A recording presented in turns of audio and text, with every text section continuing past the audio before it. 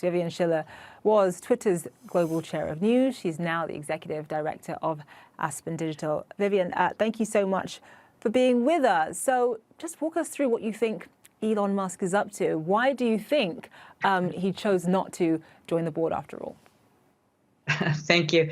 I mean, does anybody ever really know what Elon Musk is up to? I'm sure he knows what he's up to half of the time. But I have to say, after sort of momentarily being startled, my two reactions were that, of course, makes sense, another change, and also a little bit of alarm, to be perfectly honest. If when you're a director of a public company, there are certain limitations on you, and I wonder if it just took Musk a couple of days to realize that if he actually has a fiduciary responsibility to the company as a member of its board of directors, that's going to put certain constraints on what he can and can't do. And now, as the largest shareholder, he's really largely unrestrained.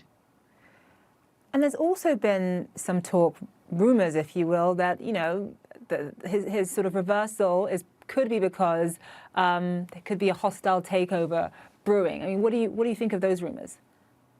Well, I mean, look, we have no idea. We'll know soon enough. But like I said, I think the fact that he is now not going to have those constraints, not be shackled by what it means to be a director, while he loses that sort of direct influence on the company as a director, what he gains is the ability to continue doing what he does best, which is, drop a lot of bombs, usually on Twitter, in this case about Twitter. And, whether he's going to continue to collect shares beyond the 14.9% that he would have been limited to and really try to take over the company entirely remains anybody's guess. But even if he doesn't do that, he can certainly cause a lot of problems for the company, which should be a concern to anyone who is concerned about expression on Twitter and the vital role that I believe that it plays in global public discourse.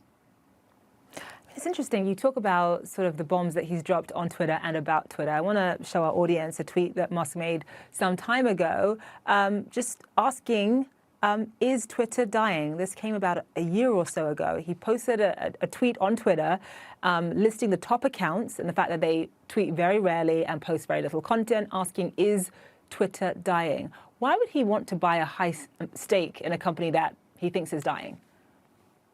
Well, obviously, Twitter is very important to him. I mean, it's, he's a very rich kid with a box of toys, and this is one of his favorite toys. So why not seek to own it or control it? But I have to say, Twitter cannot be measured in the usual ways. I mean, certainly to the street, it's measured in all the usual ways. Don't get me wrong. But its place in the world shouldn't be measured by the usual metrics for platforms like, daily or monthly active users and certain kind of growth metrics. Even the tweet that you displayed that showed how some of the most followed people on Twitter don't tweet that much belies its outsized influence on global discourse because of the kinds of people who are on Twitter, who are paying attention to the conversation on Twitter, and how the media amplifies those messages on Twitter. I mean, just look at Donald Trump. So again, the perhaps to the street, I can understand why it feels like some kind of shakeup or turnover might be necessary, but to many of us and to many people around the world who rely on Twitter, it's very concerning. You mentioned the sort of outsized role in global discourse. You point to President Trump. Nobody is denying that. But you just touched on this.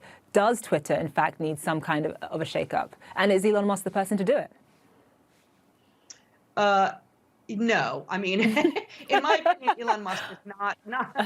Let me be very clear.